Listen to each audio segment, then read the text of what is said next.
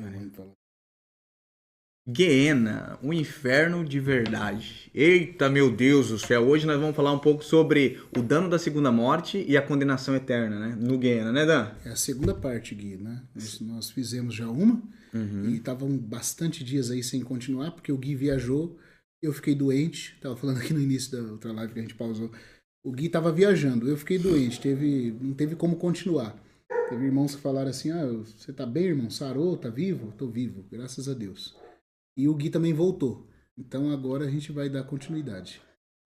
A única coisa que a gente vai ter menos irmãos aqui é normal, por quê? Porque quem não, acho que a maioria deve saber, eu fui hackeado na última semana. E isso minou muito o meu alcance. Teve as denúncias, tudo, né? Que tinha que fazer mesmo pra frear os hackers. Mas infelizmente eles me hackearam, derrubaram tudo. E no final das contas,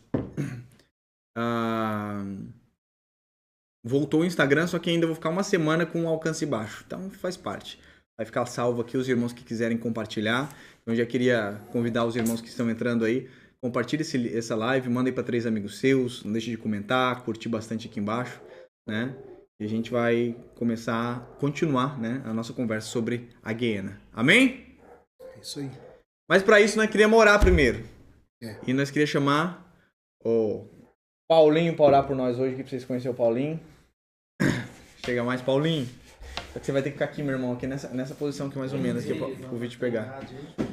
Pra aparecer aqui, ó. Irmãos, tudo bom? Abaixa um pouquinho pro irmão do YouTube ver você ali, ó. Isso. Então vamos orar.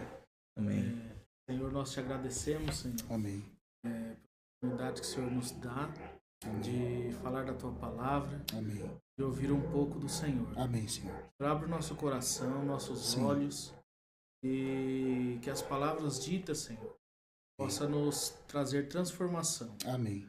Agradecemos ao Senhor. Amém. E tudo esteja diante da tua palavra e do teu coração. Amém. Senhor. Obrigado, Senhor. Amém. Amém. Obrigado, meu amigo. Agora agora eu gravo. Fazendo um fervo lá, rapaz. Só falar pra ele que tem que... Amém, irmãos? Então agora nós vamos começar a nossa live. Aqui não tem como diminuir o negócio. Não, tá bom. Assim. Tá bom. Então vamos lá. Na outra live, na última Gui, que a gente fez, a gente explicamos o conceito de Geena, de condenação. Falamos de onde vem esse conceito do inferno, que é aplicado à palavra Geena. É assim que é traduzido. É assim que é traduzido, né? Essa palavra Geena, Geinon, do grego, que vem de Beinon, os filhos de Inon, o vale dos filhos de Inon, que era aquele vale que ficava cercando a parte sul da cidade de Jerusalém, onde havia os sacrifícios, onde depois foi profanado pelo rei Josias, e aí depois ficou sendo um lugar de lixão, do queimar, do monturo, do lixo, sempre aceso, fora das muralhas da cidade, e que essa Geena literal é uma figura da Geena espiritual, onde todo o lixo do universo vai ser queimado também, né? Fora das muralhas da cidade santa. E aí nós paramos bem no assunto que falava sobre quem vai para lá. Nós falamos sobre uma punição temporária para aqueles que creem em Jesus, mas não vivem uma vida digna, né? Não se arrependem, não buscam força no Senhor para vencerem. Então tem uma punição temporária, que teologicamente é chamada de punição dispensacional, e existe a Geena eterna, na eternidade, para aqueles que não creram em Jesus e que, portanto, serão um lixo irrecuperável, vamos dizer assim. Porque todos nós somos lixo em nós mesmos. Mas quando nós cremos em Jesus, Jesus transforma esse lixo, tira esse tição que estava destinado ao fogo e faz dele uma pedra preciosa. Esse é o poder do Evangelho, amados irmãos, meus amigos. O Evangelho é o poder de Deus para a salvação de todo que crê. Quem que vai para o lago de fogo eterno? Quem não creu, quem escolheu não querer ser mudado. Então, na verdade, você não vai muito pelo que você faz, mas por rejeitar tão grande salvação. Por rejeitar essa tão grande salvação. Não é pelo que você fez, é pelo que você deixou de fazer. Que era crer, que é se entregar nas mãos do único que pode fazer de nós, desse lixo, dessa escória que nós somos, algo precioso, a ponto de sermos pedras preciosas na Nova Jerusalém. Amém. Então nós vamos continuar falando desse conceito, dessa verdade, na questão dessa verdade, dessa doutrina da punição dispensacional, temporária, para quem creu e não viveu de forma digna, e da condenação eterna reservado aos que não creem, aos que se rebelam contra o mandamento do Evangelho. Tá bom? Esse é ainda um assunto, como é que eu posso falar? Apêndice do o que acontece depois da morte. Sim. Porque depois da morte todos os homens serão julgados, né, em etapas diferentes, e alguns serão parcialmente expostos ao dano da segunda morte no lago de fogo, e outros vão para a condenação eterna nesse mesmo lugar. E isso não é muito falado. Todo mundo pensa que o inferno é uma questão de eternidade, condenação, morreu, pecou, já está no inferno eterno. Não, não é assim. Tá? Nós vimos também na primeira live que ninguém inaugurou ainda o lago de fogo. O inferno como lago de fogo não existe ainda. Isso ainda vai acontecer. E hoje, eu queria começar essa live, Gui, a gente lendo o texto de Mateus capítulo 5, versículo 27 a 30. Que é um texto bem forte, na verdade, muito sério, assim como todas as palavras do Senhor Jesus são sérias. E ele não brinca conosco porque ele quer, na verdade, nos salvar. Ele deseja de verdade nos ajudar e nos libertar, amados irmãos. E como C.S. Lewis fala, não há como nós reconciliarmos o céu e o inferno. Satanás tem que ir embora com tudo que é dele. Satanás tem que ir embora por completo. E tudo que é dele tem que sair de nós. Pois o bem, ele ainda continua dizendo, quando ele se aperfeiçoa, ele não só se distingue do mal, ele se distingue de outras formas de bem, se tornando cada vez melhor. Mas o mal vai se tornando cada vez mais comum até se tornar apenas mal. Certo? E até se tornar aquilo que é irrecuperável, que deve queimar então eternamente. E nessa estrada da santificação, nós não somos chamados só a romper com certas coisas. Nós somos chamados, queridos, a, se necessário, cortar mão e pé, arrancar olho e qualquer coisa que nos impeça de alcançar a salvação completa. Amém. Porque senão há uma geena temporária, até para aqueles que creem em Jesus. E aqui nós vamos tocar num assunto que, na verdade, eu falo isso aqui com muito temor, e só o Senhor sabe do meu coração a compaixão com que eu falo isso, porque eu sei que todos nós temos lutas nessa área. A área da nossa vida de pureza interior e de sexualidade. Que pega muitas pessoas e que, de acordo com Jesus, nós temos que ser drásticos com relação a isso. Nós temos que ser, na verdade, resolutos. Não adianta brincar nessa área, querido. E Jesus foi tão sério, tão severo, porque ele sabe que se você brincar nisso, você vai dançar no final. Então, Mateus capítulo 5, versículo 27 a 30, é um dos textos que vai falar sobre o perigo de nós não sermos sérios com essa questão e o que isso pode acarretar no futuro na geena. O Gui quer ler? Pode ser. Verso 27. Vocês ouviram o que foi dito: não adulterarás. Mas eu lhes digo: qualquer que olhar para uma mulher e desejá-la, já cometeu adultério com ela no seu coração. Se o seu olho direito o fizer pecar, arranque-o e lance-o fora de ti. É melhor perder uma parte do seu corpo do que ser todo ele lançado no inferno. E se a sua mão direita o fizer pecar, corte-a e lance-a fora. É melhor perder uma parte do seu corpo do que ir todo ele para o inferno. Nem parece o Jesus que é pregado hoje, né? Nem parece o Jesus paz e amor, né? O Jesus da Shopee. O Jesus bonachão, né? O Jesus que é mais parecido com o Henrique Cristo do que com o Jesus da Bíblia, né? O Jesus que usa a coroa de espinho para cima, né? Que quer evitar toda a dorzinha nos seus coitadinhos, dos seus discípulos. Não, queridos. Ele está lidando conosco de uma forma séria e verdadeira. E interessante, Gui, que essa palavra do Senhor no Sermão do Monte é um comentário ao 7º mandamento. No capítulo 5, versículo 20 até o 26, Jesus comentou o 6º mandamento: não matarás. Ele mostrou o que significa matar para ele, né? Ele levou o padrão da lei. Agora ele vai comentar o adultério. Por que ele aborda os 5 últimos mandamentos? Porque tem a ver principalmente com o que nós tropeçamos, que é a conduta em relação ao próximo, né?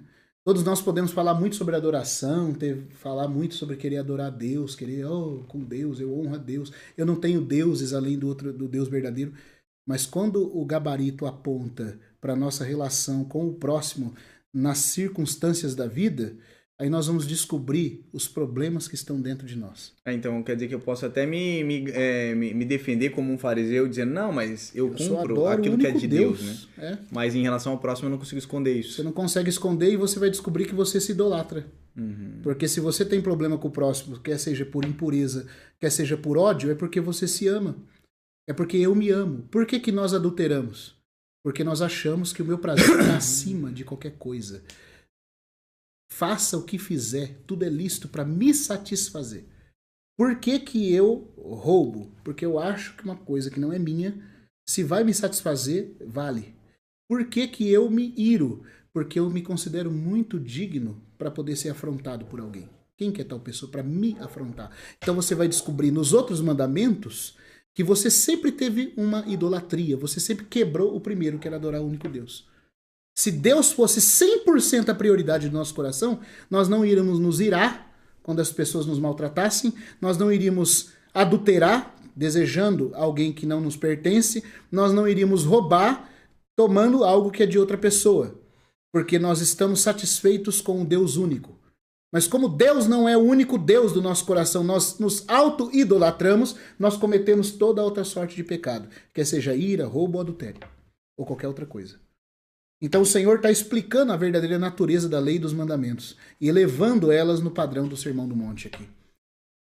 E agora, amados, é que a gente vai entrar nessa questão do adultério como um pecado. Eu ainda quero fazer uma live aqui, futuramente, não sei se junto com o Gui ou... não sei como é que Deus vai preparar, mas para falar sobre o pecado dos anjos caídos e o tártaro. Certo? A relação que tem entre a promiscuidade e o tártaro como o pecado dos anjos caídos. É muito sério. E o que Jesus está falando aqui, nessa live a gente vai ver que não foi inaugurado por ele. Ele está dando continuidade e lançando mais luz do que os textos de Provérbios e Salmos já falavam. Tá? Mas vamos ver aqui as palavras do próprio Senhor. Eu estou lendo aqui, eu queria fazer umas leituras, Gui, umas considerações nesse livrinho traduzido pelo irmão Delcio, da autoria do Pember, chamado O Sétimo Mandamento, Não Adulterarás. Tá? Se alguém quiser depois, fale com a gente que a gente dá um jeito de conseguir para você. Aqui o nosso irmão Pember começa assim, o comentário dele acerca desse dano da segunda morte como consequência do pecado do discípulo que vive uma vida promíscua ou que não luta de verdade para se santificar desse mal. O Senhor Jesus cita o sétimo mandamento no Decálogo. O Decálogo são os 10 mandamentos, tá? O Decálogo é as 10 leis, as 10 palavras. E extrai da letra o seu espírito. Ele diz, ouviste que foi dito, não adulterarás. Sim, eles ouviram bastante da parte dos fariseus, que viram neste mandamento nada mais do que uma simples proibição. Que nenhum homem se deite com a mulher de outro homem. Era isso que os fariseus viam. Então, é por isso que diz lá em Lucas que os fariseus que eram orgulhosos, quando Jesus falava de adultério e de avareza, eles zombavam, eles riam. Mas Jesus falou assim, vocês se gloriam diante dos homens, mas Deus conhece o coração de vocês. Porque o problema do adultério não é a prática feita, consumada, que é mais grave, claro, vai acarretar consequências mais severas. Mas é o desenvolvimento no coração onde começa. Então os fariseus que achavam que o negócio era só questão pragmática de fazer ou não fazer o ato, davam risada. Mas o Senhor falou, o problema é o coração, como ele já tinha exposto aqui. Né? Então Jesus falou, vocês ouviram que não é para adulterar, porque os fariseus só ensinavam o problema do adultério físico. E desse modo ensinavam aos seus discípulos, aos discípulos dos fariseus, que se eles se abstivessem apenas desse ato particular de pecado, estariam satisfazendo a exigência daquela lei. Mas eles deviam ter observado que o sétimo mandamento, no costume do Antigo Testamento, mesmo mencionando apenas o pecado pior, ele fora dado para incluir todo tipo de prostituição, impureza, natural ou espiritual. E se tivessem agido assim, eles teriam chegado bem perto da explicação do Senhor de que aqui, como também no sexto mandamento, o crime resultante é mencionado e deixado à consciência do ouvinte deduzir que qualquer coisa que participe da sua natureza ou que possa finalmente levar a ela também é proibida. Até mesmo um pensamento secreto no coração. Pois o Senhor declara que o mandamento pode ser quebrado não apenas pela prática real desse crime em questão, o adultério, mas também por um desejo secreto não manifestado. De modo que o homem que simplesmente olhar para uma mulher para cobiçá-la se torna instantaneamente culpado diante de Deus. E aí vem a misericórdia de Deus aqui, ó. Porque tem pessoas que falam, meu Deus do céu, então estamos tudo perdido. Né? Ainda mais nesse mundo que a gente vive. Onde as pessoas usam roupa cada vez mais decotada, onde a sexualidade é precoce, né? Há desenhos animados, os irmãos sabem, as pessoas sabem, na mídia, nas redes sociais, no YouTube, é só isso que se fala. As músicas, cada vez mais incitantes à relação sexual. Basta você ouvir uma música hoje como funk, sertanejo, tá tudo contaminado. Aí você fala, e aí, como é que eu faço? Porque vai vir o pensamento. E ele tá proibindo pensar, mas presta atenção. Eu não sei como é que tá na tradução aí, Gui, no versículo 27 e 28. Como é que tá? Vocês ouviram que foi dito, não adulterarás, mas eu lhes digo, qualquer que olhar para uma mulher e desejá-la... Ah, então, tá vendo? Aqui fala, qualquer que olhar para uma mulher para desejá-la. Ou seja, como ele vai falar aqui, eu vou até ler, não vou comentar agora, deixa eu ler um pouquinho só para você ver aonde está a questão. Mas, a fim de entendermos o que significa olhar para uma mulher, devemos notar as palavras seguintes, com o propósito de cobiçá-la. Jesus não está falando, então, daquele primeiro olhar que você dá de relance. Você está andando na rua, eu espero que essa palavra aqui ajude os irmãos, até liberte você de culpas que o diabo coloca que você não deve carregar. Porque vem um monte de gente perguntar, tem muita gente que tem dificuldade. Então ele tá andando na rua e vem uma moça ou um rapaz, o rapaz sem camisa, a moça com short decotado, lá expondo tudo. E aí ele vê de relance e fala... E aí pensa o quê? Pequei. Acha bonito. Ou achou ali, fala... Nossa. Não, você não pecou. Até aí não. Porque o que Jesus proíbe aqui é aquele segundo olhar. Ou aquele olhar que faz você paralisar. E pensar. Cobiçar. Um olhar de desejo. Olhar de desejo. Se a pessoa passou, se a pessoa se insinuou pra você, e você até ali lutou contra aquilo e falou, não, meu Deus, eu não posso. Me salva, Senhor, me ajuda. Você não chegou a cair em pecado, você foi tentado. E tentação não é pecado, certo? Ser tentado não é a mesma coisa que pecar. Então, como é que acontece a tentação? Ela passa pelo seu olho, desperta a sua mente, aí aquilo vai, depois de passar pela mente, passar pela emoção para você se agradar, e então quando a vontade concorda, aí pecou. Mas até o momento que você está pensando e a emoção está sendo seduzida, você ainda não pecou, você está sendo tentado. Só a partir do momento que dentro de você, e cada um sabe quando esse momento ocorre, você fala, é isso mesmo. Ou você dá aquela Você dá aval à tentação. Quando você concorda, aí você pecou. Por isso que Jesus não está falando do olhar, certo? Que dá de relance. E não só olhar de relance, também aquilo que é incitado pelos espíritos imundos do ar. Porque às vezes você não precisa estar vendo nada. E de repente vem o impulso, o pensamento, o sentimento, de forma inexplicável. Ou às vezes Satanás até constrói um ambiente para te tentar. Mas você foi tentado e não pecou. É contra o segundo olhar, o olhar para cobiçar que Jesus está falando. Então ele diz assim, ó, mas a fim de entendermos o que significa olhar para, devemos notar a palavra seguinte, com o propósito de cobiçá-la. Não se trata então do primeiro olhar involuntário, nem mesmo do pensamento momentâneo provocado por ele que constitui o crime diante de Deus. Porque estes pensamentos involuntários, ou a situação de um olhar involuntário, são causados pelas sugestões da nossa natureza caída, quando ela é tentada e estimulada pelos espíritos imundos do ar. E frequentemente somos incapazes de evitar essa situação. De que um espírito vem e provoque em você uma luxúria, uma paixão, um desejo. Mas, se um segundo olhar for lançado para alimentar o impulso que nos apanha, sem percebermos, ou se o pensamento maligno for voluntariamente retido, o que é chamado no Salmo 66, se eu não me engano, de acariciar o pecado no coração. For retido em nossa mente, o pecado foi cometido e imediatamente está escrito nos livros de Deus. Porque o primeiro lugar onde o pecado aparece, meu querido irmão, minha irmã, não é na sua consciência, não. É diante de Deus. Você pode não ter noção que você pecou e ter pecado. Depende do nível que a sua consciência tenha luz para poder discernir uma questão. Mas o pecado já foi registrado diante de Deus. Quão assustadora será a agonia que se seguirá à abertura desse livro no grande dia.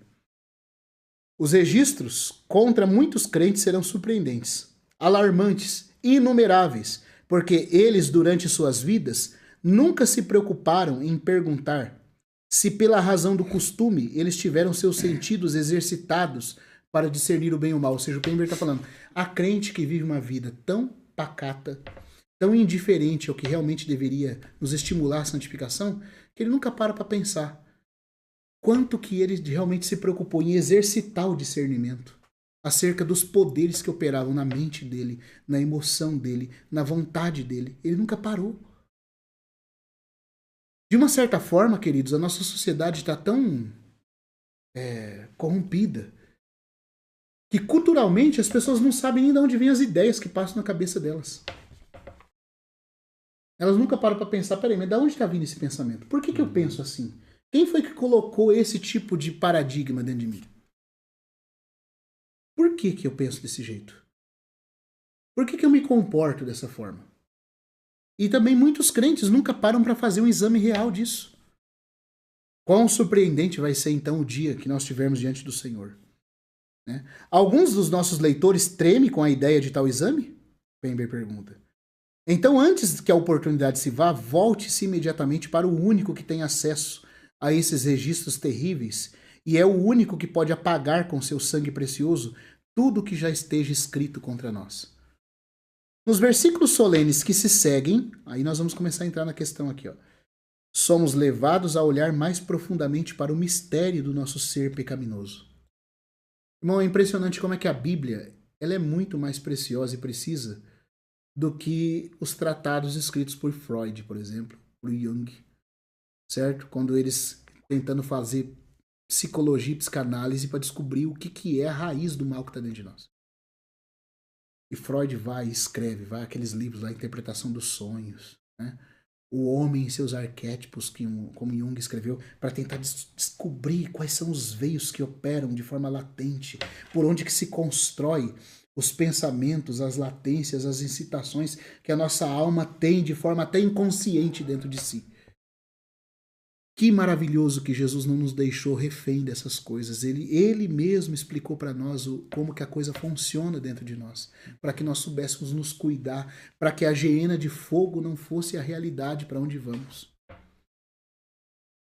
Porque o que nós vamos ver aqui é que os crentes podem ir de forma temporária para lá. E os incrédulos, que não creem, se tornarão um lixo irrecuperável.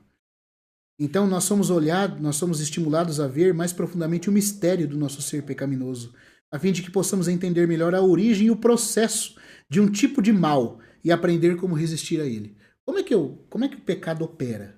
Como que eu posso resistir a ele? Assim saberemos identificar a fonte do pensamento, do desejo maligno, mesmo que involuntário e difícil de reprimir, mas que nenhum de nós pode desconhecer. Agora, olha como é que o Pember vai comentar o texto que o Gui já leu. Irmão, isso aqui é iluminador. Ele fala assim, ó. Os homens contemplam com os olhos e o desejo é gerado. Né? Como está lá em Tiago, né? Cada um é tentado pela sua própria cobiça, quando esta o atrai e o seduz. O que é uma cobiça? Cobiça é um desejo controlador por coisa ou pessoa. Mas como é que a cobiça surge? Pelos olhos. Certo? Você vê e é gerado o desejo. É isso que ele está falando. Depois, a despeito das consequências, eles se apressam para agarrar com as mãos. Em outras palavras, pecados como estes que estamos considerando geralmente brotam da influência de objetos materiais sobre os nossos órgãos físicos. Estes, por fim, ao transmitir uma impressão deles à alma, inflamam nossas paixões. Deixa eu colocar uma coisa aqui. A Bíblia fala, acho que é em 1 Pedro, capítulo 4, que há paixões que guerreiam contra a nossa alma. O que são paixões? Desejos. A carne do homem é caída. E de acordo com Romanos capítulo 7, queridos irmãos, Romanos 7, Paulo fala que nos membros do nosso corpo caído está o pecado, a natureza caída. E a nossa alma, ela foi criada para ser dependente do Espírito em comunhão com Deus. Só que quando o homem comeu da árvore do conhecimento do bem e do mal, ele estava declarando a sua independência de Deus. Então a alma, que foi criada para sempre ter comunhão com Deus, depender de Deus para tudo, ela não devia chefiar nada. A alma é o seu psique, a sua pessoa, sua mente, vontade e emoção, seu eu. Certo? Você não devia ser chefe de nada. Você deveria fazer tudo em comunhão com Deus. É assim que Deus criou a nossa alma para ser. Certo? A alma ia receber as impressões do Espírito de Deus no espírito do homem, e baseado nessas impressões que ela receberia de Deus, ela ia governar o corpo. E aí o homem ia fazer a vontade de Deus com seus membros. Mas o que aconteceu? O homem comeu da árvore do conhecimento, a alma se isolou do espírito. O ego se super desenvolveu. Aí o homem agora vai decidir por si mesmo, porque ele conhece por si mesmo, tanto o bem quanto o mal. Ele agora vai ser o seu próprio senhor. Não vai depender de Deus mais. Dá para os irmãos entender a tragédia que aconteceu? A gente foi criado para depender de Deus em todo o processo. Mas agora quando o homem se rebela contra Deus e come da árvore do conhecimento do bem e do mal, super desenvolve nele o seu eu. Ele conhece agora, ele por si experimenta, decide entre o bem e o mal. A árvore do conhecimento era isso, era o veredito se o homem vai depender de Deus ou vai depender de si mesmo. E ele escolheu depender de si mesmo. Só que o que acontece? Eu vou devagar para a gente ver se a gente consegue tocar na profundidade disso aqui, amados. Nossa alma não foi criada para ser desse jeito. Ela foi criada para depender de Deus. Certo? Ou ela sempre foi criada para depender ou de Deus ou de outra coisa. Ela nunca vai conseguir ser senhora de si mesma. E o que acontece quando ela se isola da comunhão com Deus e ela vive por si própria? Agora, quando o homem desobedeceu, no corpo do homem, de acordo com Romanos, se instaura o pecado, a lei do mal, que vai sempre tender o homem para o mal. Certo? É a lei do pecado. E guerreia nos membros. E a alma que foi criada para ser dependente de Deus não está dependendo mais de Deus, quer depender de si. Só que ela não tem força para se governar. O que vai acontecer? Essa tendência que está na nossa carne para o mal vai começar a sediar a alma. É por isso que a Bíblia fala das paixões. De acordo com a Bíblia, as paixões estão no corpo, mas essas paixões que estão no corpo, paixões são desejos, são latências, certo? Do nefesh, da alma, no que tange ao corpo, aos impulsos, aos hormônios descontrolados, ao olhar enrefreado, a tudo que seja sensitivo de forma descontrolada, gerando impulsos caídos do nosso corpo. Esses impulsos começam a sediar a nossa alma. E a minha alma, sem o suporte da comunhão com Deus, não consegue se manter. Sabe o que ela começa a fazer? Ela começa a ser levada pelas paixões. Até que chega ao ponto, eu vou concluir essa parte aqui, que você, que era uma alma, de acordo com a Bíblia, o homem vai se tornando tão escravo desses impulsos no corpo, que a Bíblia chega a dizer que o homem, que era uma alma vivente, se torna carne. Carne. Gênesis 6, por exemplo, quando o homem se tornou totalmente escravo desses desejos, Deus olha e fala assim, meu espírito não vai contender mais com o homem, porque este é carne. Ora, o homem era uma alma vivente, mas agora a alma está tão mesclada com os sentimentos que operam no corpo, que ela não consegue se controlar. Ou ela foi feita para depender do Espírito de Deus em comunhão com Deus no Espírito, ou ela foi feita para não conseguir se controlar e ser levada pelas paixões. Uma das coisas vai acontecer, e é o que acontece. Por isso que o Pember está falando que as paixões que estão no corpo começam a sediar a alma, e a alma vai se tornando carnal.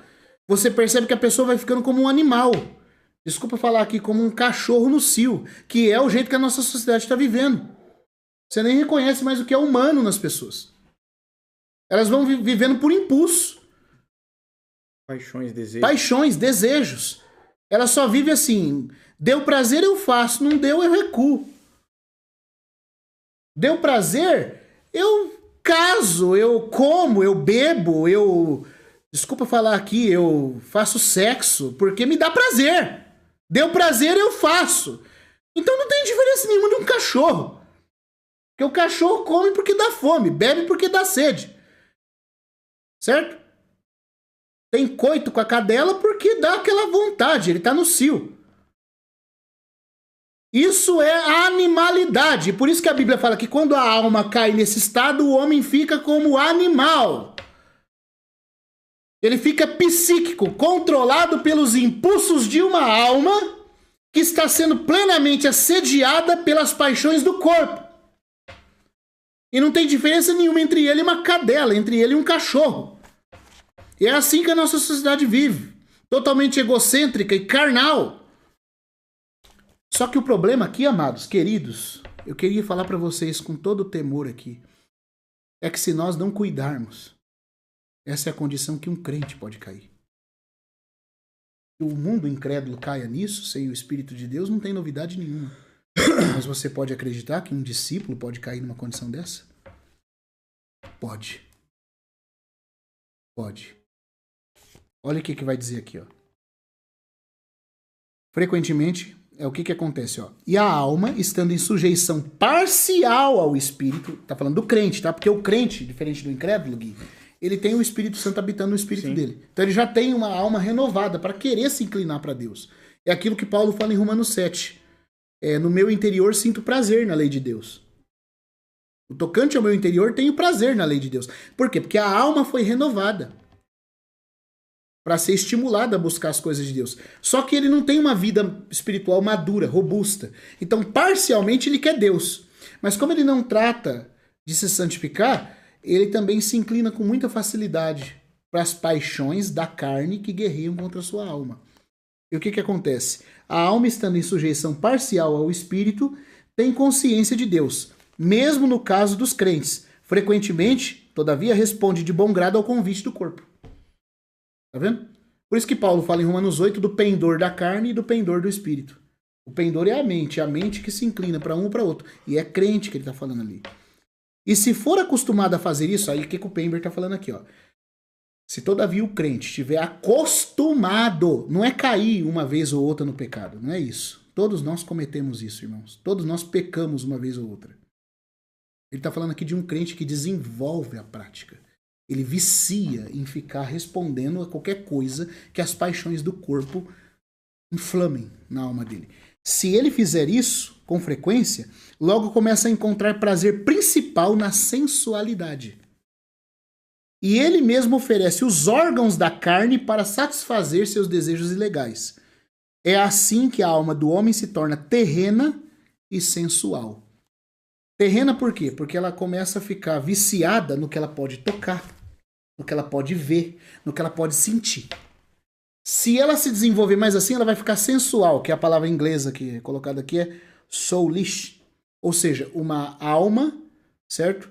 Que se concentra em si mesma, egocêntrica em seus prazeres. Que é o que Tiago chama na carta dele de terrena e animal. A palavra animal vem do latim para explicar o que no grego é chamado de psíquico. Certo? Anima, em latim, vem de alma. Daquilo que se centra na alma. Animado é que possui alma. Certo? Animal, aquilo que possui alma, que está centrado na própria alma. Por isso que é terrena e se torna animal, centrada na alma, ou como diz o grego, psíquica, plenamente voltada para si. Mas não para aí. Porque se ele ficar só terreno, cada vez mais instigado pelos poderes, queridos, que militam no corpo, e aí você se centra só em você, já não tem mais comunhão com Deus, já não sente mais a necessidade de se voltar ao Senhor. Sabe o que vai acontecer? Com cristãos. Vai se tornar terreno, animal, mas vai dar um passo a mais para baixo. E se Deus não interferir, ele caminhará para a perdição e se tornará também como um demônio. Que é o que aparece em Tiago 3,15. Quer ler para nós lá? Tiago 3,15. Que é a expressão grega daimoniodis em grego, que significa, segundo Pender, a palavra daimoniodis, né, que vem do termo daimonides, que é demônio, significa alguém que foi convencionalmente usado, né? É um termo que foi usado para o homem cujo espírito foi refeito e desenvolvido pelos demônios. O termo pneumáticos, que é homem espiritual, que é o que contrasta com daimonides, significa um homem que tem seu espírito refeito pelo Espírito de Deus e é forte no espírito. Daimonides, então, que é o contrário, significa um homem que está completamente debaixo da influência dos demônios. Mas sabe o que me assusta aqui, queridos? Que isso não está falando de incrédulo, porque Tiago não escreve a carta dele para incrédulo. Tiago está escrevendo para crente. Lê para nós. Eu acho que tem ali o 14 para ter um entendimento. O 14 diz assim: contudo, se vocês abrigam no coração inveja amarga e ambição egoísta, não se gloriem disso, nem neguem a verdade. Esse tipo de sabedoria não vem dos céus, mas é terrena. Não é espiritual, mas é demoníaca. Aí falou, não é espiritual, mas lá no grego fala psico. Psique, centrado na sua própria alma, no seu hedonismo, nos seus prazeres próprios egoístas. E aí, se você não se controla, vai se tornar demoníaco ou refeito pelos demônios. Aqui vai ajudar a explicar um outro dilema que alguns cristãos têm. Pode um crente ficar possesso? Lembrando que possessão, no termo técnico, significa uma pessoa que o demônio possui espírito, alma e corpo. Controla plenamente essa pessoa. Como o gadareno. Não, um crente não pode ficar possesso. Porque o Espírito Santo, pelo menos no espírito dele, habita. Agora, um crente pode ficar, como diz o irmão Derek Prince, endemoniado. Eu sei que parece que pela Bíblia dá a entender que é tudo a mesma coisa, mas se você estudar bem a palavra no original, você vai ver que endemoniado significa alguém que está sob uma opressão demoníaca e que está sendo, no seu comportamento, refeito pelos demônios. A ponto de parecer possesso. Eu me lembro que lá no texto de Marcos, capítulo 2, quando diz que estava um homem ali na sinagoga, o irmão Pember mostra que a ideia de espírito impuro, a impureza, era como uma névoa ao redor dele. Sabe aquele tipo de pessoa que você olha assim e você percebe que tem alguma coisa que não está legal com ela? Uhum. Ela está perturbada mentalmente, de forma da conduta dela, parece que ela tem uma energia negativa. Você olha para ela, você murcha inteirinho. Ela parece que ela imprime em você uma negatividade. Só por estar ali. De treva. A presença dela carrega alguma coisa assim que prejudica todo mundo que está à volta. Certo? E aí ela pode sim ter surtos de descontrole, de personalidade ambígua. Esse é o tipo de situação que Tiago fala que um crente pode cair. E é por isso que você vai ver, como tem muitos lugares por aí que os crentes não se cuidam, irmãos. Porque é uma coisa terrível. Ele vai pro culto, ele fala em língua, ele tem dom, ele profetiza, e aí ele acha que porque ele está sendo poderoso ali no momento, desculpa falar aqui, é como um irmão falou, a unção vai cobrir a canalice da vida dele. Ele não se santifica, ele não tem quebrantamento, ele não confessa pecados, ele não trata de verdade as coisas. E ele vai tentando tampar. E o que acontece? Ele não sabe que os demônios estão refazendo coisas dentro dele. Aí dali a pouco aquele cara que estava falando em língua, como eu já presenciei e já soube de histórias do cara falando em língua, ele está falando em língua, vem um outro homem de Deus, repreende aquilo e o cara cai controlado por demônios. Você fala, mas como que essa pessoa estava falando em língua? Como que ela lia a Bíblia? Como que ela vinha para o culto? Parecia um crente. Estava revelando segredos da vida das pessoas. E agora, quando um homem de Deus veio e em nome do Senhor repreendeu aquilo, a pessoa parece que ficou possessa. Na verdade, ela não está possessa. Ela está num estágio de endemoniamento, de ser refeito pelos demônios. Porque ela se tornou uma pessoa terrena, uma pessoa egoísta, extremamente egoísta, religiosa, mas egoísta no fundo do coração. E esse egoísmo se desenvolveu dando portas abertas para demônios refazer a estrutura interna dela. E aí aquilo ali de repente apareceu. Você está entendendo? Então crentes podem ficar profundamente oprimidos a ponto de parecerem possessos. Não sou eu que estou dizendo isso, está escrito em Tiago, gente. A gente tem que cuidar da condição do nosso coração. Eu não estou falando aqui de você nunca pecar, não. Eu não sou ninguém para falar isso, porque eu peco como todos vocês, como o Gui peca. Todos nós aqui pecamos. O Paulinho peca, o Gabi tá ali peca. Todos pecamos. E como diz Tiago, todos tropeçamos em muitas coisas. Todos tropeçamos em muitas coisas. Esse Tiago, que é o apóstolo, o justo, aquele que é inspirado pelo Espírito, está falando, tropeçamos em muitas coisas, é porque nem ele escapava. Agora, uma coisa é você pecar, outra coisa é você não tratar isso. Você não tem ninguém para se abrir, para pedir ajuda, para confessar esse pecado, para se arrepender, para chorar, para dizer, Deus, tem misericórdia de mim. Olha o jeito que eu estou vivendo. Olha a hipocrisia com que eu estou vivendo.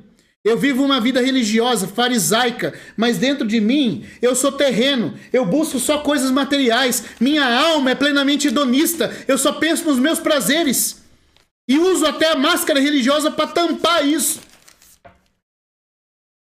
E dali a pouco vai vivendo desse jeito e os demônios vão operando, porque a pessoa está cheia de ira, cheia de ódio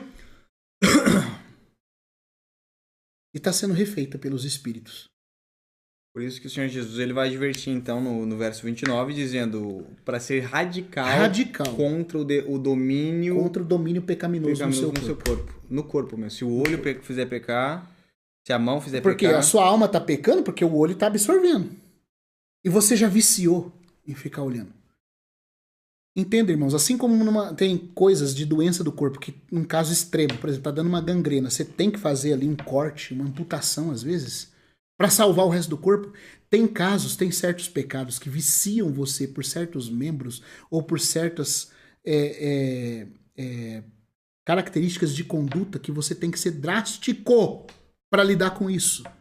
Se você não lidar com isso de forma drástica, como uma amputação, você nunca vai ser liberto. Isso vai ser um câncer, uma gangrena que vai comer você por dentro e vai abrir espaço para espíritos malignos refazerem seu ser interior. É interessante porque isso nas coisas básicas, né? A gente tem que ser violento contra o pecado. Eu já dei várias vezes esse testemunho sobre o Instagram. O Instagram é uma coisa assim, beleza, celular. Eu nunca gostei muito de celular, tudo, né? Mas o Instagram era uma coisa que já me prejudicou muito. Porque eu entrava e era só... mulher rebolando, sensualizando e coisa arada. Então isso mexia muito com a minha mente, né? De jovem e tal, e de homem, né? Então, assim, era uma posição sensualista que mexia muito comigo. E eu acabava caindo em masturbação, pornografia, um monte de coisa, porque coisas ficavam no subconsciente. Mas eu nem entrava no Instagram por isso, né? E eu já confessei aqui pros irmãos quantas vezes, né? Eu de cair de joelhos e falar, Senhor, eu não quero pecar no chuveiro, né? Lutando contra o pecado, né? E eu ainda pecava. Eu tava bem, e daí do nada, pá, é nessa questão. Só que daí nessa luta contra o pecado, o Espírito me levou um dia e falou assim, olha onde você tá colocando seus olhos. Mas eu não vejo nada. Eu já não vejo cena de filme, não assisto série, não assisto nada, não vejo nada de nudismo. Aí eu comecei a lembrar dessa questão da sensualização, da sensualidade, que é uma pornografia... Como é que ele chama, né? É que ele fala, lícita, assim, não sei lá como é que chama esse trem. Mas então, o Instagram me fez muito mal já.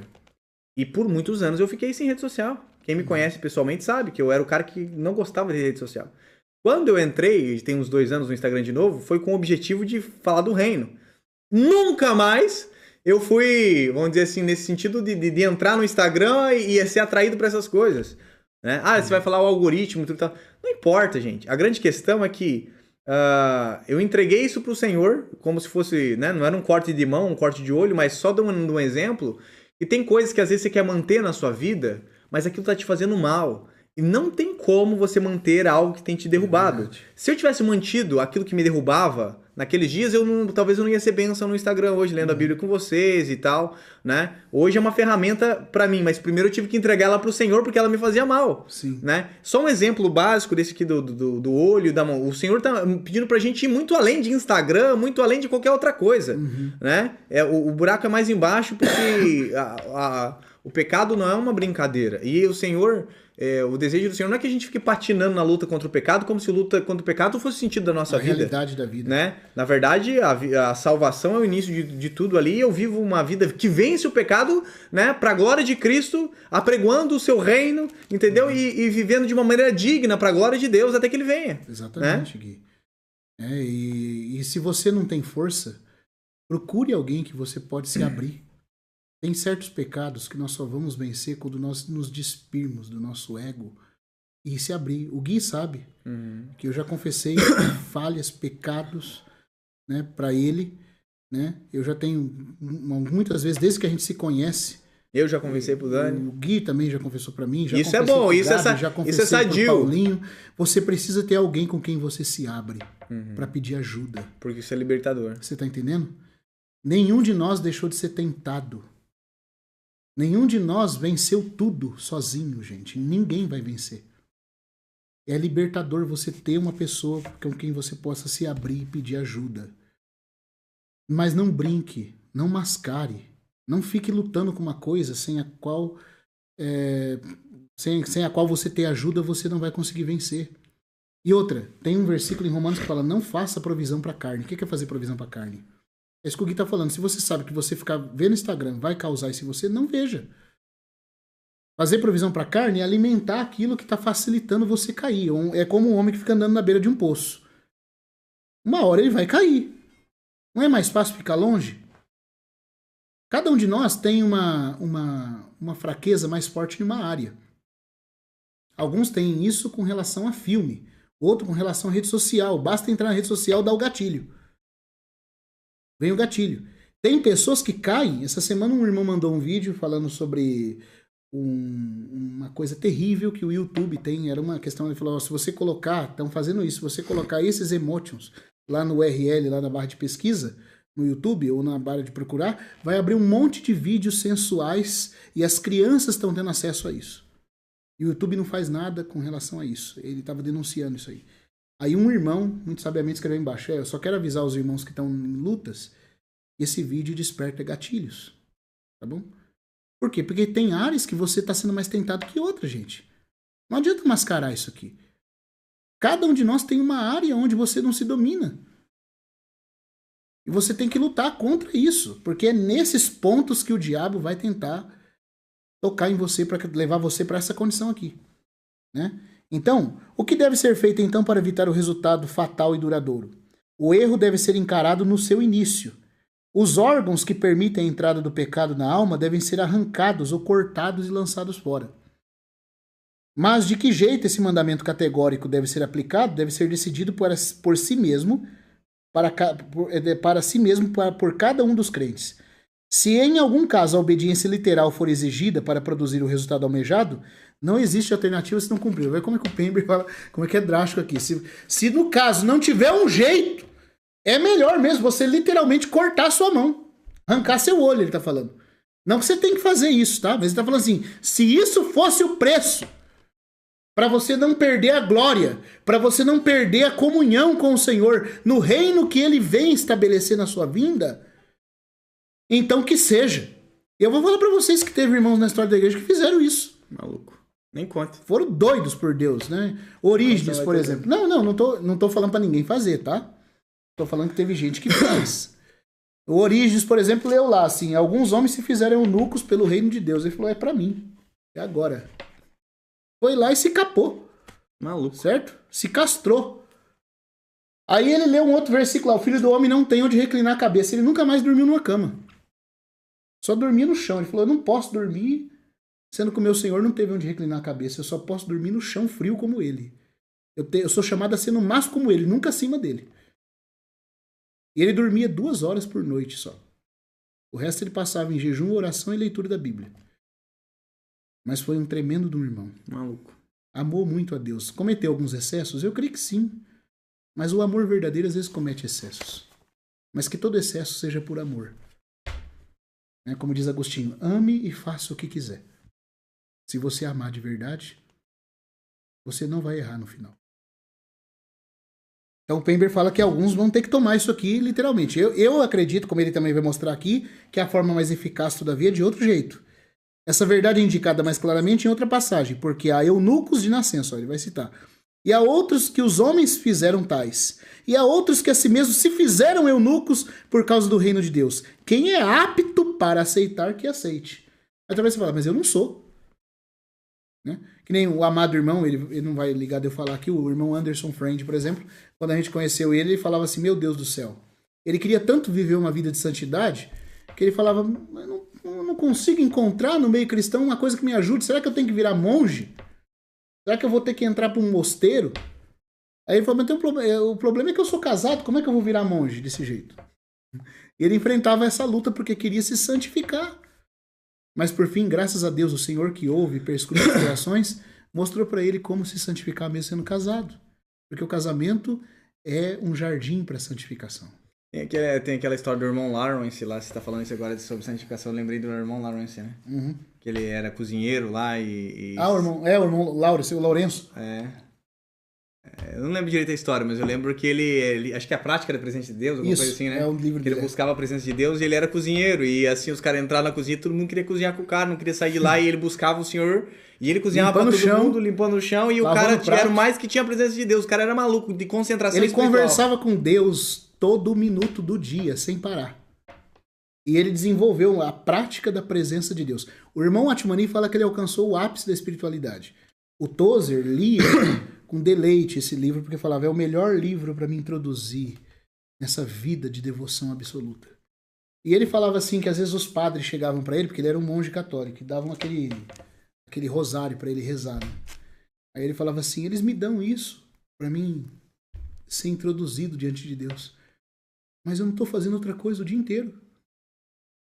Até mesmo na eternidade eu não vou fazer nada diferente do que eu estou fazendo aqui.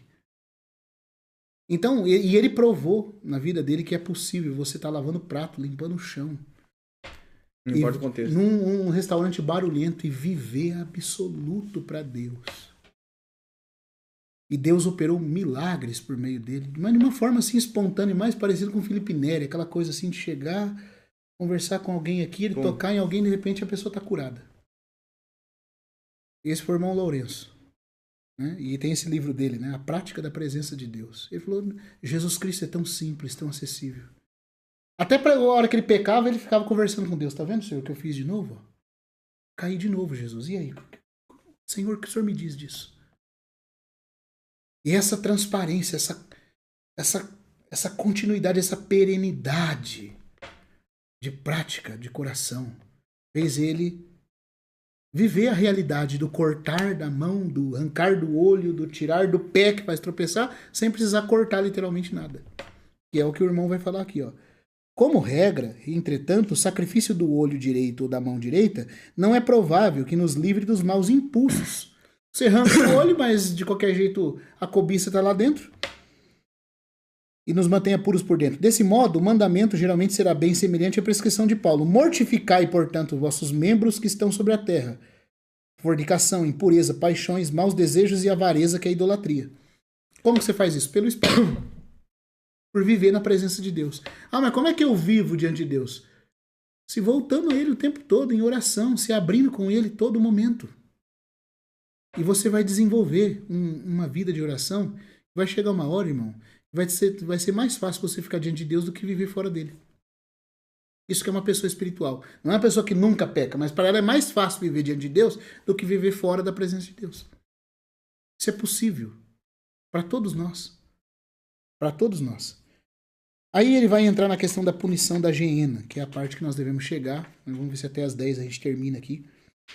Não devemos oferecer nossos membros como instrumento de injustiça. Devemos fazer uma aliança com os nossos olhos, como os de Jó, para não olharmos, com as nossas mãos para não tocarmos, refrear nossos pés para que não entrem no caminho da tentação. Aquilo que nos escraviza ao corpo e faz separação entre nós e Deus pode nos ser precioso como o olho direito ou a mão direita.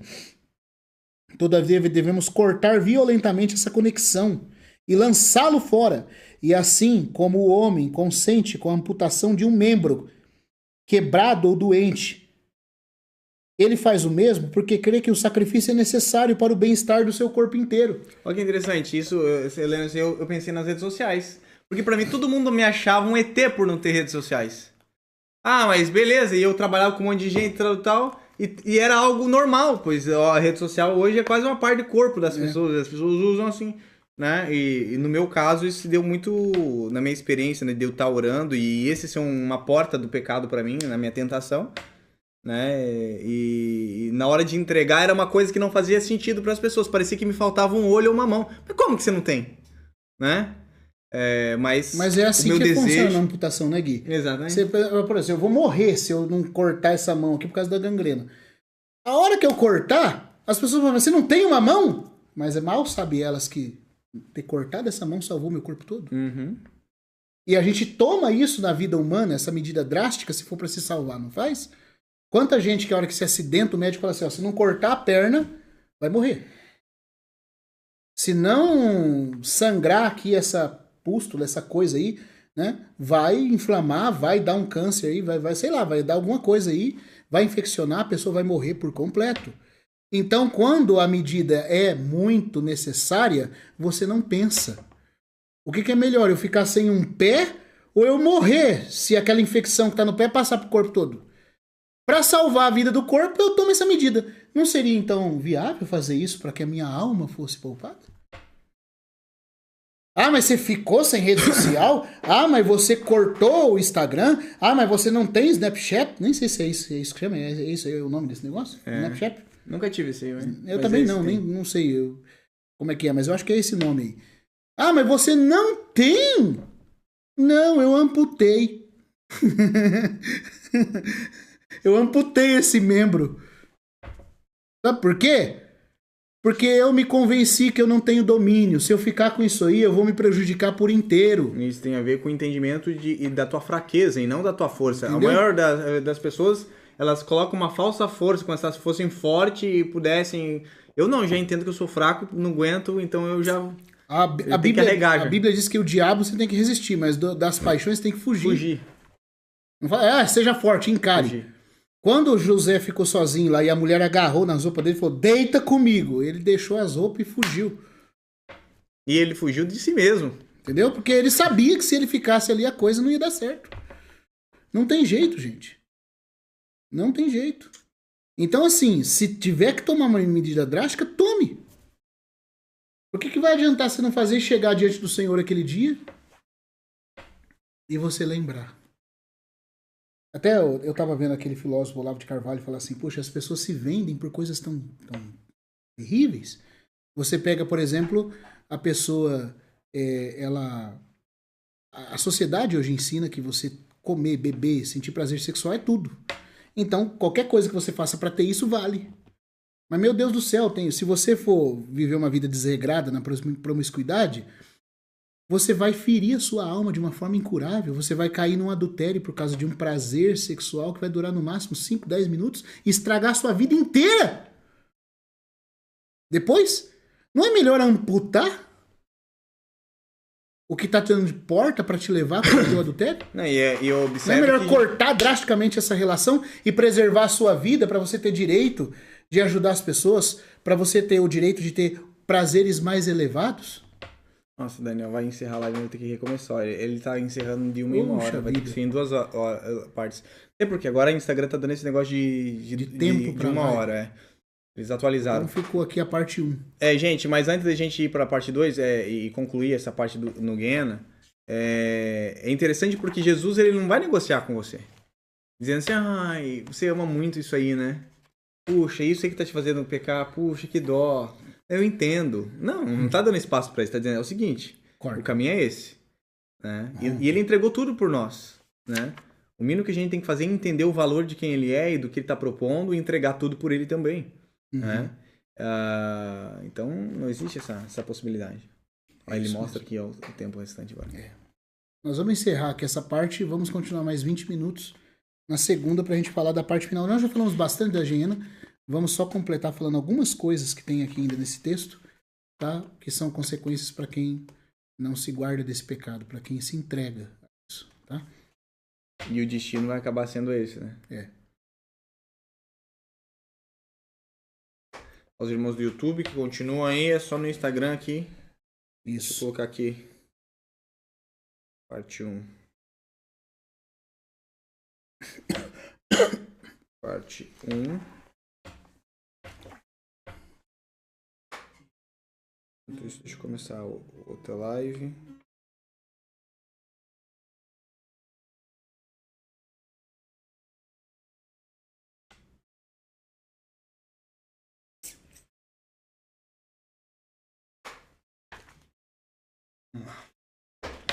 Pronto, isso foi no YouTube. Não, no Instagram essa pausa. Então, voltando aqui pro pessoal do Instagram, que tá no YouTube e continua acompanhando, ele diz assim, ó. Pois pouco importará quando estivermos passando pelos portais de luz, se perdermos um ou mais dos nossos membros terrenos. Porque então trocaremos o todo do nosso tabernáculo, do corpo impotente e decadente que temos agora, no qual habitamos, por um edifício eterno vindo de Deus, que é o corpo espiritual que ele vai nos dar. 2 Coríntios 5, verso 1 a 3. O que compensa mais, gente? Você perder aqui para ganhar algo eterno lá? Ou você manter aqui e perder o que é mais precioso lá? E a nossa insensatez seria sem medida se hesitássemos por um momento sequer em sacrificar um membro do nosso corpo mortal ou uma alegria efêmera da terra, pois não temos nos colocado sob um preceito o alvo proposital da destruição de cada membro da carne, a crucificação do nosso velho homem com todas as suas paixões e cobiças? Temos. Se nós somos discípulos de Jesus, é isso que nós temos concordado em fazer. E agora ele vai falar aqui da Geena. Bom, mas por que estamos discutindo sobre essas palavras do Senhor? Já provamos que o seu discurso é dirigido apenas aos discípulos, ainda que seja um discípulo culpado. Mas é possível que filhos de Deus possam necessitar, em qualquer circunstância, de um fogo literal purificador para o aperfeiçoamento da sua santificação? Lembra que nós não estamos ensinando purgatório aqui, tá? O purgatório católico, quero dizer aqui que eu e o Gui, todo mundo aqui respeita os católicos, tá? Respeitamos os irmãos católicos, mas a doutrina do purgatório é uma heresia, biblicamente falando. Por quê? Porque ela diz que você vai ser purgado para ser salvo. Eles têm lá a doutrina, estado de graça, estado, né, de não estar na graça, estado da graça, se morrer no estado de graça é salvo. Não, a Bíblia não ensina nada disso. A Bíblia diz que nós somos salvos unicamente pela obra do Senhor Jesus, sendo justificados pela fé, certo? Justificação pela fé. Você foi salvo. Salvo você tá, mas a santificação pode não estar completa. Aonde que a doutrina do purgatório erra? Ela diz que você é purgado para merecer a salvação. Isso é um erro. Ninguém é salvo pelo próprio sofrimento e purgação nenhuma. Todos somos salvos pela obra do Senhor Jesus. Mas a santificação pode estar incompleta nessa vida. E aí a Bíblia ensina, sim, que na era vindoura existe uma purgação, uma purificação para aqueles que não completaram essa salvação plena nessa era. Certo? O erro do catolicismo foi misturar as duas coisas. E Santo Agostinho, quando viu falando dessa santificação na era vindoura, ele confundiu com salvação. Aí criou, né, percepções do purgatório. Gregório veio depois dele e validou o que Agostinho pensou e criou a doutrina do purgatório. Mas o purgatório não é bíblico para salvação, mas existe o purgar na era vindoura para a santificação incompleta, que é o que nós vamos falar aqui, ó. O Senhor já falou disso, né? Mas a palavra de Deus menciona tal possibilidade? Meditemos por algum momento em 4 textos que geralmente são colocados de lado, sem a devida consideração, se é que são pelo menos considerados pelos crentes. E possa o Espírito de Deus nos conceder um julgamento correto de seu significado por amor daquele que nos amou e deu a si mesmo por nós. Primeiro texto. Marcos 9, 49. Seria bom ler do 43 ao 49, né? Tá. O próprio Jesus vai mencionar isso. Marcos 9, do 43 ao 49. Vou ler rapidinho aqui.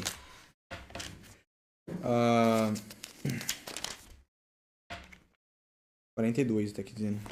Se alguém fizer tropeçar um desses pequeninos que creem em mim, seria melhor que fosse lançado no mar com uma grande pedra amarrada no pescoço.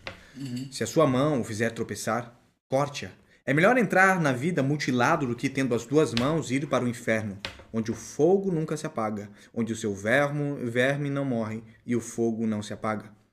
Se o seu pé o fizer tropeçar, corte-o. É melhor entrar na vida aleijado do que tendo os 2 pés ser lançado no inferno, onde o seu verme não morre e o fogo não se apaga.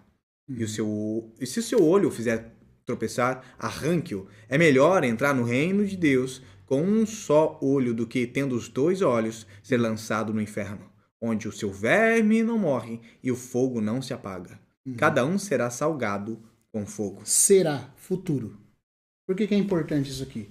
Porque o Pember vai dizer aqui que tem pessoas que falam que isso aqui é uma figura das aflições que nós passamos agora. Ah, já estamos sendo salgados com fogo aqui agora. Certo? Não está falando aqui de um juízo para onde as pessoas vão no futuro. Mas Marcos está dizendo, se o seu olho te faz tropeçar, arranca-o. É melhor você ter um só olho e entrar na vida do que tendo os 2 íris, futuro, para a Geena, que foi traduzido nas Bíblias para inferno. Para a Geena, onde o fogo não se apaga e o verme não morre. Eu sempre troco. E o fogo não morre e o verme não apaga. Onde o fogo não apaga e o verme não morre. Certo? Por quê? Por causa daquele contexto que a gente explicou na primeira live.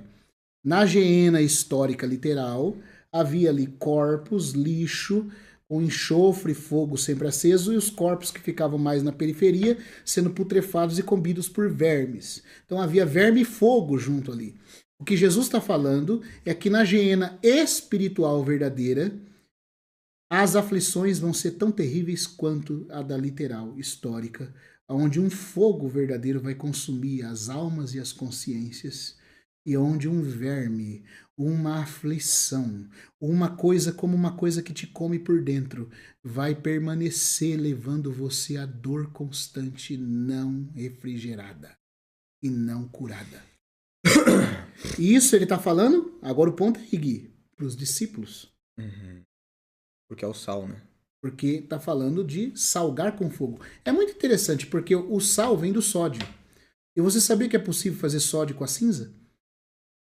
Tanto é que é possível que as mulheres e os homens antigamente faziam sabão de soda com a cinza. A cinza produz sódio. Produz tanto sal como sódio. Tá entendendo? A cinza é capaz de salgar e é capaz também de limpar. E Jesus está falando, se você não se limpar agora, se você não se santificar agora, há um fogo vindouro.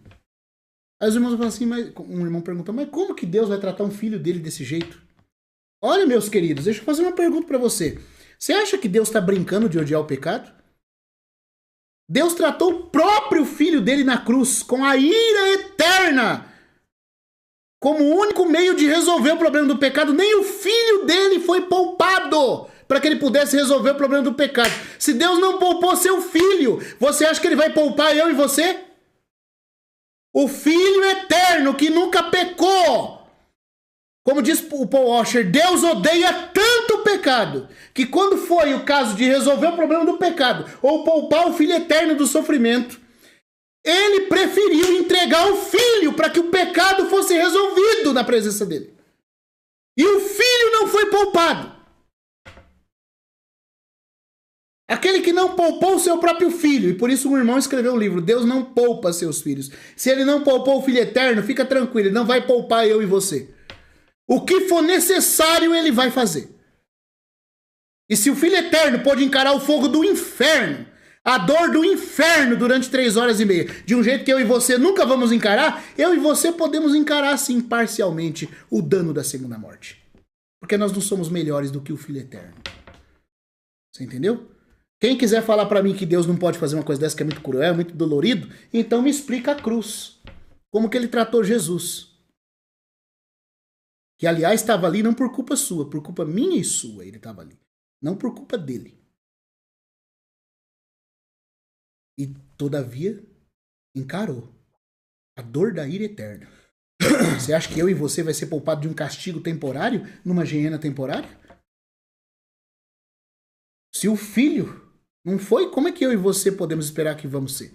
Não vai não, meu irmão. Como diz o irmão Antônio aqui em Penápolis, né? Deus não blefa. Certo? Deus não blefa. Eu queria, como ele fala também, eu queria que esses versículos não estivessem aqui. Como seria gostoso esses textos não estarem aqui. Mas estão. E Deus não blefa e não poupa ninguém. Embora eu tô falando de forma incisiva aqui, o Senhor sabe que o meu coração aqui é de misericórdia, irmãos, porque eu não vou ser poupado. O Gui não vai ser poupado. O Gabi não vai ser poupado. O Paulinho não vai ser poupado. Ninguém vai ser poupado. Deus não poupa seus filhos. Oi? É misericórdia, mas é misericórdia que eu tô advertindo para escapar, porque Deus não vai poupar. O coração de Deus é de misericórdia. Entendeu? O meu é de misericórdia, o de Deus é mais ainda e não vai poupar você. E é por misericórdia, porque senão ele ia nos jogar no lago de fogo, já que nós não prestamos. Mas por misericórdia, porque nos ama, porque quer o nosso bem, ele vai fazer de tudo para nos santificar. Inclusive Geena na era vindoura. Ah, mas não pode, porque eu sou filho de Deus. O irmão levantou essa hipótese. Eu sou filho de Deus, como é que Deus vai me tratar assim? Ué, como é que Deus tratou Jesus na cruz? Lembrando que isso não tem a ver com salvação eterna, né? Mais uma vez. Para te salvar eternamente, o Filho foi as consequências da ira eterna na cruz. Você, para ser santificado de um pouco que te falta, Deus não vai te poupar não, querido. Porque Deus nos recebe como somos, mas não para nos deixar como somos. E graças a Deus, porque nos deixar como somos seria demoníaco. O George MacDonald fala, né? Deus não nos deixará como somos, porque seria perverso nos deixar como somos. Tem a ver com a extirpação do pecado. Exato. E, inclusive na questão da consciência. Né? E no desejo humano. Fala assim, cara, não tem... O pecado não traz bem algum. Né? Então, esse texto, vocês podem meditar depois, ele está falando sobre discípulos ser salgado com fogo no futuro. Jesus está falando para discípulos e não... Mas é para sempre? Não. Por isso que é o dano. É apenas o dano da segunda morte. Não é a segunda morte integral. O outro texto, Gui, é 1 Coríntios 3, verso 15. Vamos aqui nos 8 minutinhos ainda. 1 Coríntios 3, verso 15. Vai dizer assim. Se o que alguém construiu se queimar, esse sofrerá prejuízo. Contudo, será salvo como alguém que escapou através do fogo. No Marcos, ele está falando da conduta individual do crente diante de Deus. Passando pelo fogo para destruir o que não presta. Aqui em Coríntios, ele está tratando da obra do crente. Cada um de nós fomos salvos para servirmos o Senhor na sua obra. Não tem nenhum crente que é desocupado. Cada um está ocupado com uma coisa. E, inclusive, eu queria falar uma coisa que eu estava lembrando esses dias que o irmão Stephen Con costumava dizer. Ele falava assim, mesmo quando você não faz nada, algo está sendo edificado. Olha que frase. Eu estava refletindo e falei, rapaz, não tem como escapar mesmo. Qualquer momento você está edificando alguma coisa. Pode ser feno, palha, madeira, mas está sendo edificado.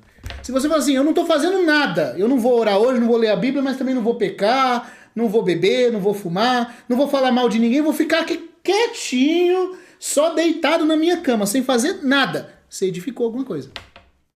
Preguiça. Isso é palha. Você não tem como ficar sem produzir alguma coisa. A todo momento, alguma coisa está sendo edificada, gente.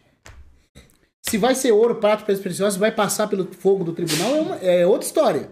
Mas alguma coisa, eu e você, desde que nós cremos no Senhor, estamos edificando. Por isso que Paulo fala, olha, eu lancei o fundamento.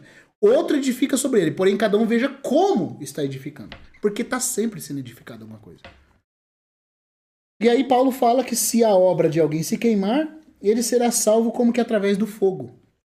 A ideia aqui é de alguém, se você estudar essa palavra no grego aqui e entender o contexto histórico lá de Corinto, você vai ver que é de alguém que teve a casa incendiada e porque o material era altamente destruído pelo fogo, ele foi queimado inteiro e a pessoa se salvou só com a roupa do corpo. O que Paulo quer dizer aqui é o seguinte, essa pessoa vai se salvar porque ela está sobre o fundamento eterno da salvação. Paulo já lançou o alicerce e sobre o alicerce ele está. Mas a construção que ela fez, ou seja, toda a obra da vida dela foi reprovada. E aí Paulo fala, ela não vai se perder. Ela ainda vai permanecer salva. Mas o que ela fez foi todo reprovado e passou pelo fogo. Aqui a ideia apresentada é de alguém passando pelo fogo que tudo consome ao redor dele, mas do qual ele mesmo escapa unicamente com sua vida. É este fogo o mesmo fogo da hiena, com o qual todos serão salgados? Pode ser. Ele não vai perecer, mas ele vai perder todas as coisas ali, porque são coisas dignas de reprovação. Depois tem Hebreus.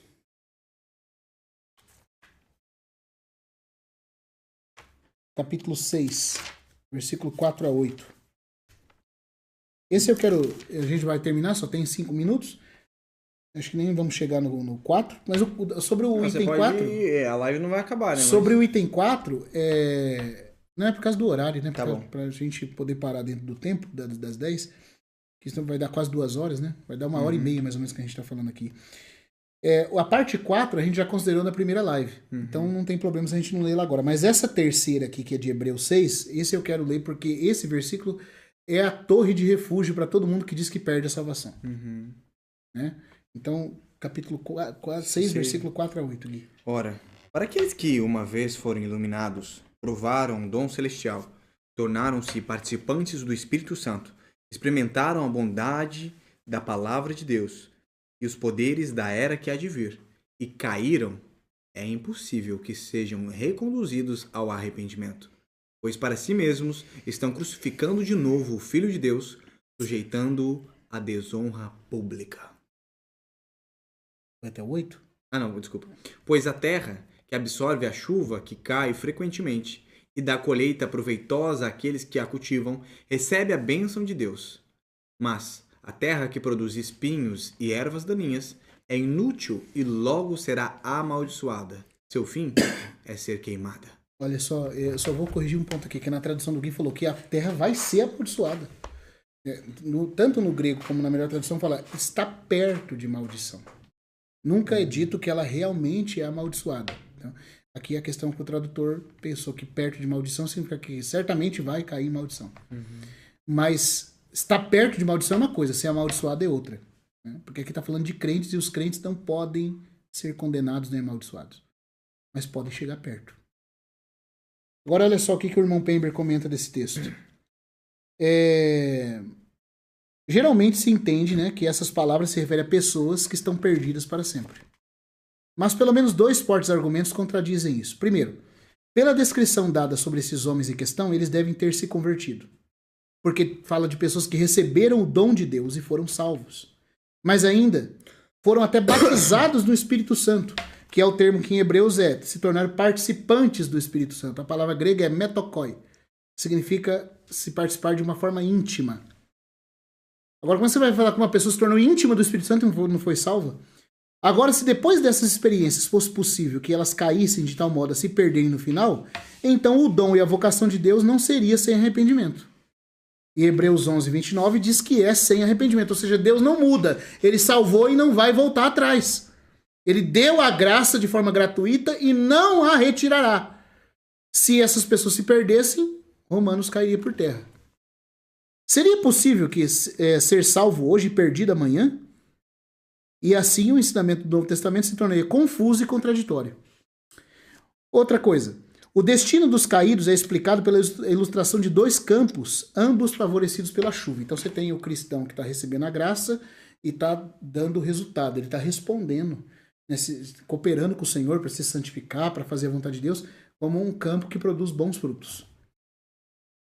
Mas enquanto um reage às suas vantagens produzindo ervas para aquele por quem foram arados, o outro nada produz senão espinhos e abrolhos. Então ele recebe a graça de Deus e começa a viver uma vida que desonra o Senhor, que ofende os irmãos, não se reconcilia com o próximo, não pede perdão, não se santifica. E o que vai acontecer?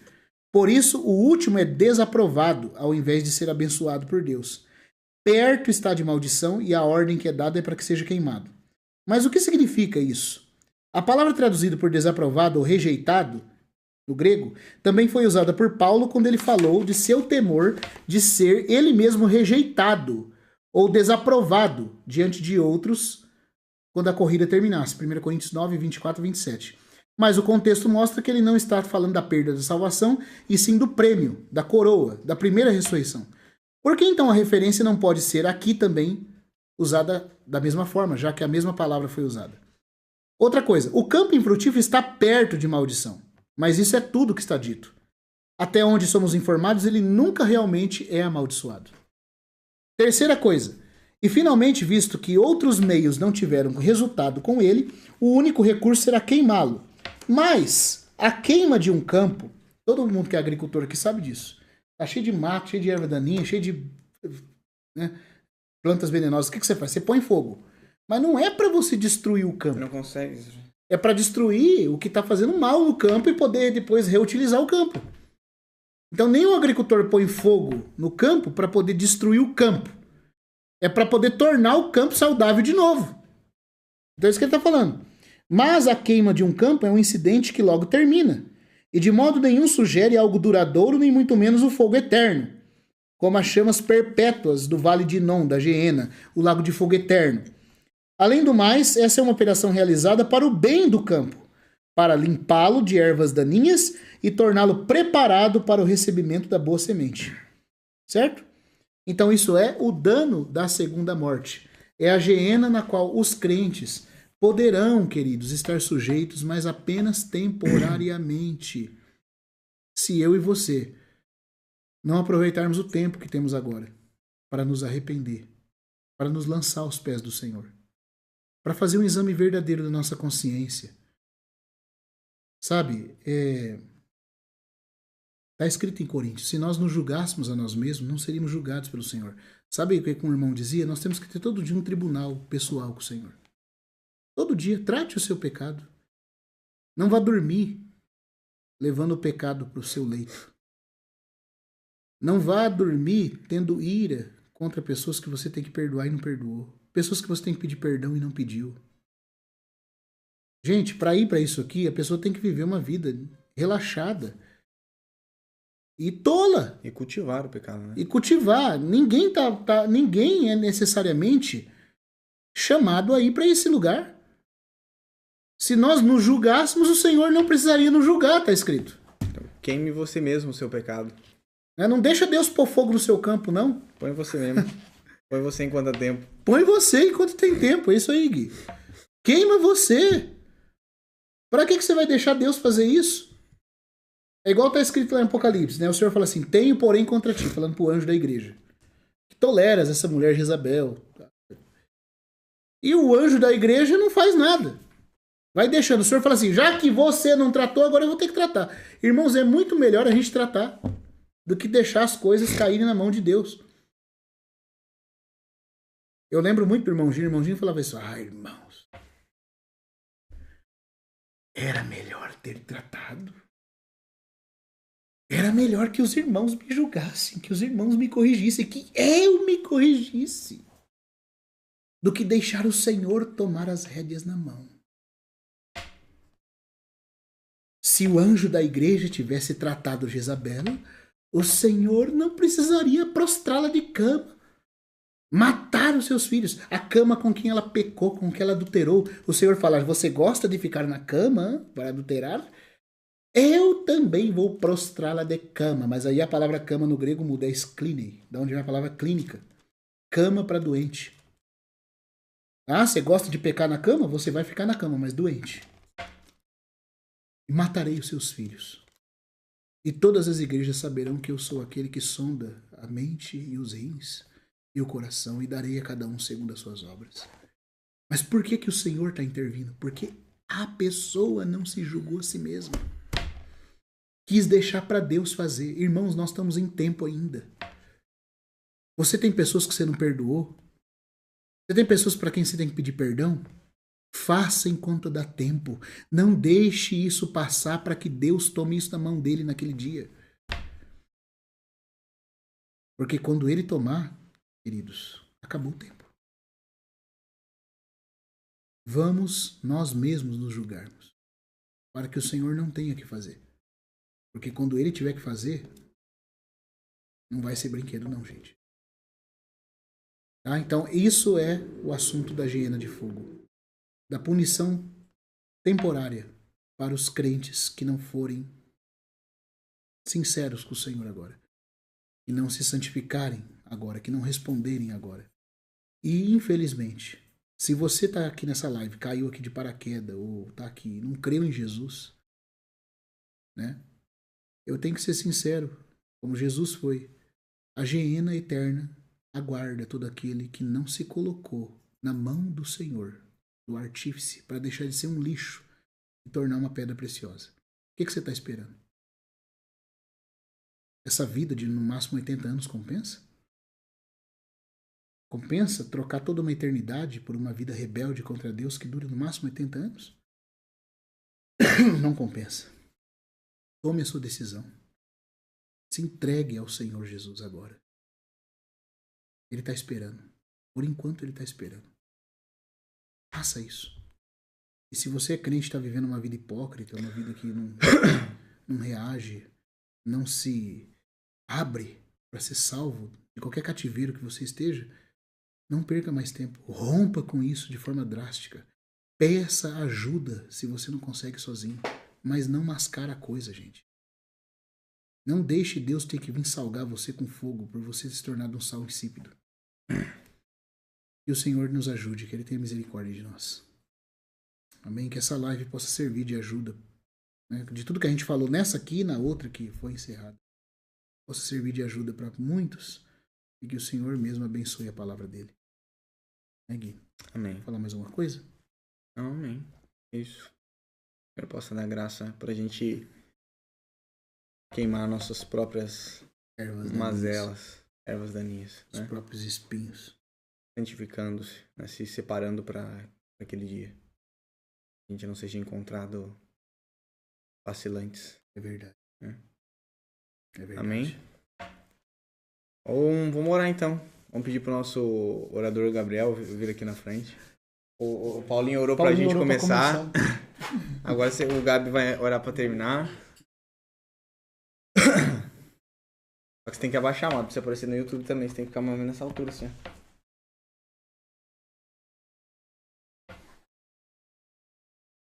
Ô, Gabi, gente. E aí, galera? Pai, muito obrigado. Obrigado, Pai. Obrigado, Jesus, pela vida do Dan, do Gui, Amém, Pai. Paulinho, dos irmãos que estão aqui assistindo. Amém, Senhor. Senhor, que eu possa entrar como uma flecha. Amém. Senhor, Sim, mudança. verdade. Mudança, Senhor, de vida, de caráter. Amém, Pai. Daquilo, Senhor, que estamos edificando, Sim, Senhor. que é madeira, feno e palha. Verdade. Nós possamos queimar, Senhor. Amém. Possamos queimar e venha construir, Senhor, ouro, Sim. prata, pedras Amém. preciosas, Senhor. Amém. Que nós possamos ver como estamos Sim, Senhor. e para nossa destruição. Nós venhamos nos arrepender. Amém. Cortar tudo aquilo que... Verdade. Então, nos guarde, Senhor. Nos guarde. E o Senhor possa alcançar os corações dos que estão assistindo. Amém. Vamos, Senhor. Sim, Amém. Pai. Amém. Amém. Amém. Obrigado, Gabi. Tamo junto. Gente, obrigado. Deus abençoe. E vamos vir com novidades para semana que vem, com a graça de Deus. Vamos ver se a gente agita a mesa aqui, inclui mais gente. Vamos começar a falar das literaturas fantásticas, né? Vamos fazer umas conversas fantásticas aqui, né? Falando sobre tudo que o Senhor deu a irmãos do passado, como Crônicas de Nárnia, Senhor dos Anéis e tantas coisas, como isso expressa a glória de Deus. Aí você fala assim, nossa, Gui, mas que chato. Vai ver o que é chato, sim. Você vai ver. Vamos chorar junto aqui demais. Né? Então... Ah, mas essas coisas falam de Jesus, aquele leão falante lá fala. Aquele leão fala, gente. Aquele leão fala mesmo, viu? Fala de Jesus, fala de Deus, fala do Evangelho. Aliás, o conto de fadas é um conto que fala, né? Essa é a origem da palavra fada. Aquilo que fala. Fata. Fanta. Fata. aquilo que fala. Conto de fada é um conto que você começa de um jeito, junto com o protagonista da história, e no final da história ele e você estão mudados. Que alguma coisa falou no seu coração. Amém. E todos nós queremos ouvir o que isso tem a nos falar. Amém. Todos queremos ser mudados. Há uma relação entre a fantasia e o evangelho. E é isso que nós vamos querer ver, Gui. Né? Nas próximas lives também. Amém. Bom, o horário das lives, a irmã perguntou. A live com o Dani é sempre terça-feira às 8 da noite. A não ser que a gente mude, mas se a gente mudar, a gente vai informar aqui também, tá? Bora varar a madrugada, Clavão. Ei, Clavão. E só respondendo umas perguntas, um irmão fez ali, ou uma irmã, não vi direito. Gui, se eu tô junto com uma pessoa e aí eu e ela caímos com outras pessoas, mas agora a gente se arrependeu e a gente quer voltar e casar de verdade, isso é possível? Claro que é possível. Sim. Mas você tem que se arrepender e fazer uma aliança diante de Deus e com essa pessoa, né? E viver uma vida, né? Diante de Cristo primeiro de tudo, né? Uhum. E outra pergunta é qual é o nome do livro que você estava lendo? De novo. Sim, é o 7º Mandamento, não adulterarás. Né, do irmão George Morgan, não, é George Hawks Pember, né? Pember. Mas tem aqui também um suplemento depois do Captain Morgan, né? Quem quiser, a gente tem para pedir pro irmão Delcio, né? Ele que é o tradutor. Esse livro, na verdade, é um livreto, extrato, né? Um excerto extraído do livro As Grandes Profecias, volume 3. Volume 3 e volume 4, que está sendo traduzido, tá? Muito bom. Gente, então, vou salvar a live aqui. O Instagram do Dani vai ficar também junto com essa live. Deus abençoe. Jesus é o Senhor, no reino vem. Até amanhã.